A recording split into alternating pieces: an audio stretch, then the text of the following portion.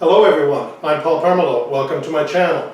Today I want to talk to you about the different jacks I use and the different jack points on my bike to raise it up to do different things. So let's zoom in on the jacks and we'll talk about them first. So this is the first jack that I bought for my bike. It works good. It's a bit bigger than what I like. When you put it underneath the bike, if you're trying to work all around it, you got a lot of handles and a lot of jack that's sticking out the side in my way. My preferred jack is this scissor jack. It's actually a little bit lower than this, so it does fit a little better at some places underneath the bike. And it's also longer. This one's like 16 inches long, whereas these ones are only 11. This one I use a ratchet, and I find that it's much more adjustable. When you're trying to lift and adjust your front to put your axle through your wheel, I can adjust this to very precise measurements. So this is my preferred one. I took the little hangers off of them and I put a piece of wood on it in order to protect the bike. I don't like metal on metal. Same thing with this one. These ones have these metal rods welded on the front and the back, and they have a little piece of rubber inside, and I found that the rods would hit the bottom of my bike and could scratch it. So what I did was I took off the rubber and I put on some hardwood runners on it, and I'll show you how I did that downstairs. I unbolted the top rails off my hydraulic jack, and what I'm going to do is remove the rubber.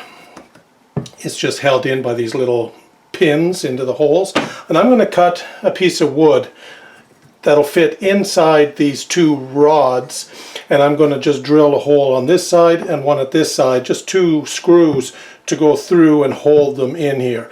And 3/4 of an inch is going to be too thick. It's going to hit the bottom of the bike. So what I'm going to do is I'm going to go about 1/2 inch high and just make two little wooden rails.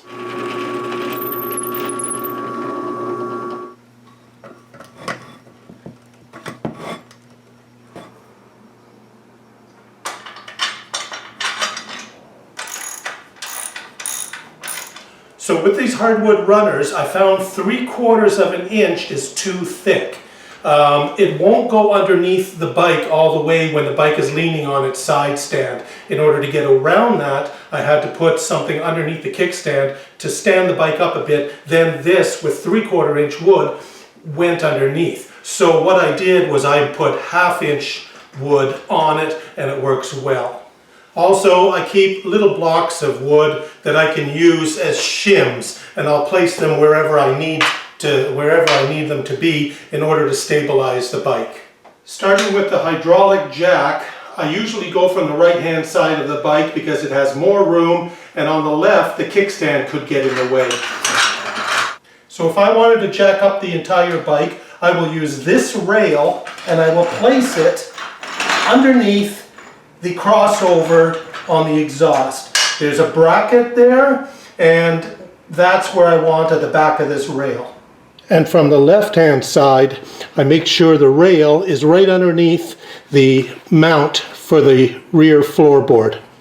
Now the engine isn't flat underneath, so what I do is I use a little block of wood and I'll put it here to act as a shim and keep everything stable. And now, keeping it in this position, I hold on to the handlebars and I start jacking it up. The bike will stand up and the entire bike will lift off the ground.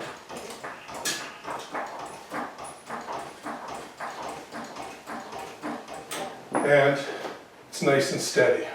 On my video where I removed the front wheel, all I wanted to do was lift it off the ground, not the whole bike. I wanted to keep the rear tire on the ground so there was no weight shifting once I removed the front wheel. So I'm going to place this jack as far forward as I can.